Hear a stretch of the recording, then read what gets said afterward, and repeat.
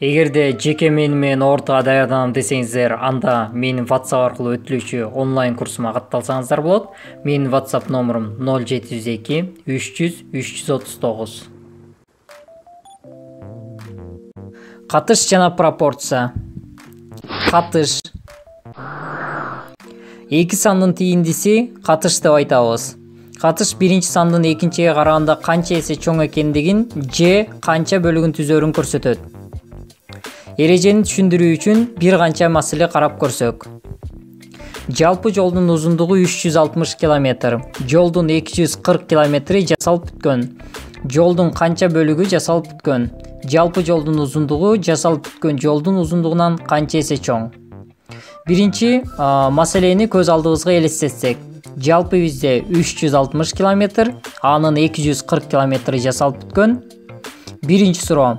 Жолдун канча бөлүгү жасалып бүткөн? Бөлүктү табуу үчүн ошол бөлүкчөнү жалпы узундукка бөлөбүз. Башкача айтканда 240-ты 360-ка бөлөбүз. Бул жакта 240 менен 360 120-га кыскарат. 240-ка 2ден 360-ка 3төн беребиз. Ошондо жасалган жол жалпы жолдун 3төн 2 бөлүгүн түзөт. Экинчи суроо. Жалпы жолдун узундугу жасалып бүткөн жолдун узундугунан канча эсе чоң? Канча эсе экендигин табуу үчүн жалпыны бөлүккө бөлөбүз. Башкача айтканда 360-ты 240-ка. Жанагыдай эле кыскарат. Ошондо 2дөн 3 болот. Же муну ондук бөлчөккө айландырсак 1,5 чыгат. Башкача айтканда жалпы жолдун узундугу жасалган жолдун узундугунан 1,5 эсе чоң.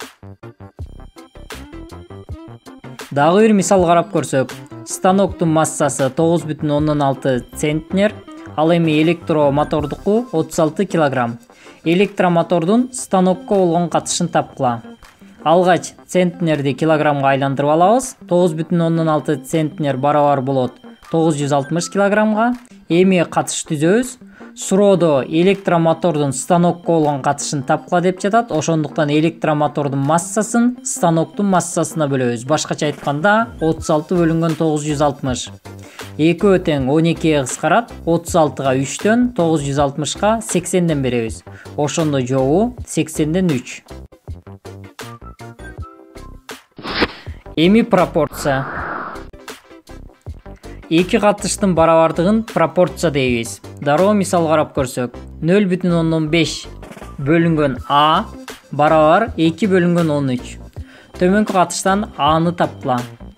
Эсепти жеңил чыгаруу үчүн пропорцияны бөлчөк түрүнө келтирип алабыз. Ошондо 0,5 бөлүнгөн А барабар 2 бөлүнгөн 13. Бул жакта Аны табыш үчүн кайчылаш турган 2 белгилүү санды көбөйтүп, белгисиз сандын кайчылашында турган санга бөлөбүз. Эсиңиздерде болсун, белгисиз сандын кайчылашында турган санга дайыма бөлөбүз. Ошондо А барабар 0,5 көбөйтүлгөн 13 бөлүнгөн 2. Алымдагы сандарды көбөйтөбүз, 6,5 чыгат. Аны 2-ге бөлсөк 3,25. Жообу А барабар 3,25. Дагы бир мисал карап көрсөк.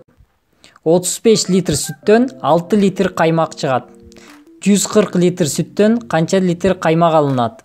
Бул маселени чыгаруу үчүн пропорция түзөбүз. 35 литр сүттөн 6 литр каймак алынат. Демек, 35 литр тире 6 литр. 140 литр сүттөн канча литр каймак алынат? 140 литр тире X болот. Себеби канча каймак алынары белгисиз. Пропорциянын негизги өзгөчөлүктүү биртектүү нерселер бир катарга жазылат. Мисалы, сол жактын баары сүткө тиешелүү нерселер, ал эми оң жагынын баары каймакка тиешелүү нерселер. Эми мурунку мисалдардай эле чыгарабыз. Кайчылаш көбөйтөбүз жана белгисиздин кайчылашында турган санга бөлөбүз. Ошондо X барабар 140 көбөйтүлгөн 6 бөлүнгөн 35 барабар 24 литр. Демек, 140 литр сүттөн 24 литр каймак алынат. Эгерде видео жаккан болсо, сөзсүз түрдө класс басыңыздар жана каналга катталып коңгуроonu жандырууну унутпаңыздар. Эгерде суроолор болсо, комментарийге калтырыңыздар.